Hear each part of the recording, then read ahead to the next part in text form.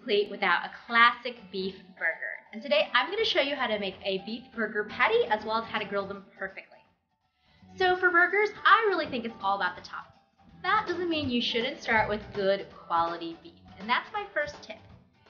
I use beef that's about 20% fat, and if you have a local butcher that can grind fresh chuck for you, that's even better. You can keep the patties as simple as just beef, and that's great when you're starting with great quality beef. But today, I'm going to take it to the Southwest and add some spice to our burger patties. To the ground beef, I'm going to add some diced jalapenos, some adobo sauce, some Worcestershire sauce, some chopped cilantro, and some salt and pepper, of course. Once we've got all our ingredients in the bowl, you want to go ahead and just mix it up with your hands. And be careful here not to overwork the beef because you don't want the beef to become too tough. Now I'm going to go ahead and shape the patties. I'm going to just gently press the meat together. You don't want to press too hard or compact the meat too much. And I want them to be about 3/4 inch to 1 inch thick and about 4 to 5 inches wide. When we start grilling the burgers, what's going to happen is the center will expand. So what I'm going to do now is I'm going to make an indentation with my thumb in the center of each of these patties. So when it does expand during cooking, it'll do so nice and evenly. I've set up a rack and a baking sheet, and now I'm going to go ahead and move the burger patties onto the rack. And I've done this so that if any liquids drip, it'll drip right into the baking sheet. Cover your patties and put them in the fridge. You want to keep them in there for at least 30 minutes, and you can even have them in there for up to a day. Just remember to take them out about 30 minutes before grilling so they have time to come to room temperature before you start cooking. You want to do this so you're not putting something cold onto a hot grill, which will cause uneven cooking. It's time to grill. I'm going to turn on one burner, and because our burgers have a bit of fat in them, we can expect some flare-ups. Flare-ups happen when grease drips down and we get some flames. Some flames are good. A little bit of charring is always good. But too much where you get burning is not so good. And that's why we want to have one burner off so you can move those burger patties into a safe zone. Before we put our patties on the grill, clean and oil your grates and then salt and pepper those patties one last time. Burgers cook quickly, so it's all about high heat grilling, which means you can leave your cover open while cooking. Place your burgers on the grill where it's hottest. For medium rare, we want to grill these 3 to 4 minutes on each side. Remember to salt and pepper the other side. While we're waiting for our burgers to sear up on its first side, I want to give you 2 tips on grilling the perfect burger. First is you want to avoid flipping too much. You really just want to flip once. So don't fuss with those burgers once they're on the grill. The second is when you start to see those patties expand, resist the urge to press down on it. You're pressing all those delicious juices away. So just really let your burgers be and don't fuss with them too much.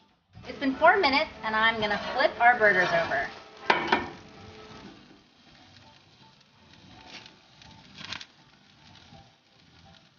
In the last minute of grilling, you can go ahead and put your cheese on if you're using cheese, and also I like to toast the buns at this time.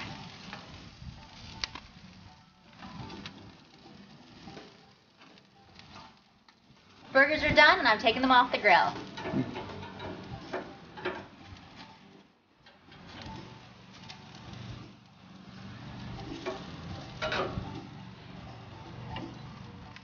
To keep the Southwest theme, I'm going to top my burgers with some homemade guacamole.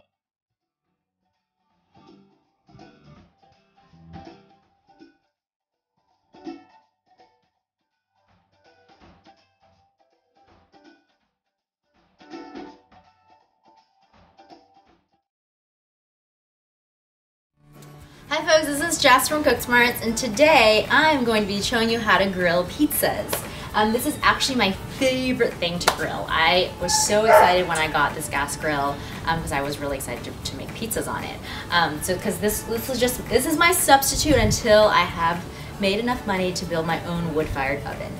So the reason that pizza actually cooks really well in a grill versus an oven is because you can get your grill to really high temperatures. So when you go to those fancy pizza places with their wood-fired ovens, basically the reason why the pizza tastes so good is they're able to do it at such high temperatures, and you can get that with the grill. So I actually, I've already gone ahead and gotten this grill heated up, and I am going to try to heat up to 500 degrees before I put my pizza dough on. I take the dough out about 30 minutes before I'm going to roll it out and just divide it up, put it in sprinkle some flour on it, and that just makes the dough a lot easier to work with later and a lot easier to roll out. So I let it sit for 30 minutes and I went ahead and rolled it out. And it's actually better to do smaller pizzas versus larger to get them on and off the grill. Because believe me, I've done like really large ones and getting them on the grill is pretty difficult. So this is just some olive oil. I'm just gonna brush one side of the dough with it. This is a bit of an optional step. You're gonna have already oiled up the grates on your grill, and if you watch our how to use a gas grill guide video, you'll have all the steps on how to get your grill ready to go for grilling pizzas. So our grill is at 500, which means it is hot enough to go ahead and get this dough started. So what I'm going to do now is I am going to actually open up the grill. See, it is smoking, which is exactly what we want. And we're gonna go ahead and flip our dough onto the grill. You're gonna do it, you wanna do it oil side down. And this is where that smaller piece of dough is way better. So I'm just gonna go ahead and lay it down like that. I'm gonna do the same thing with this other one.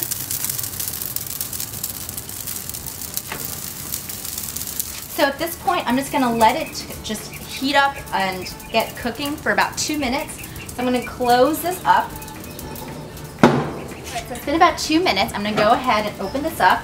As you can see, we've got the dough nice and puffy, and basically you just want to brown that bottom. So that bottom is nice and brown and it's got those cool grates on. So from here we're just gonna go ahead and flip this pizza over. I'm gonna do the same thing with this one. Go ahead and flip this over. And it's hot to work with. You can use tongs. Okay, and from here I'm just actually gonna put our toppings right on this part. The reason why I do that is because if we actually put our toppings like right onto the dough, it gets a little bit soggy, so you have a lot of this extra like, you know, liquids, and we don't want that. So we want to go ahead and grill this side up, and we're going to put our toppings on there and then put this back on the grill so this bottom side also gets nice and grilled up. Okay, so I'm going to go ahead and just put some pizza sauce on here. I'm going to keep these pizzas super simple, really summery, just some light pizza sauce and some fresh mozzarella. That's my favorite. So as you can see, this is a really fun summery meal. It's going to be super fast. Kids will love it.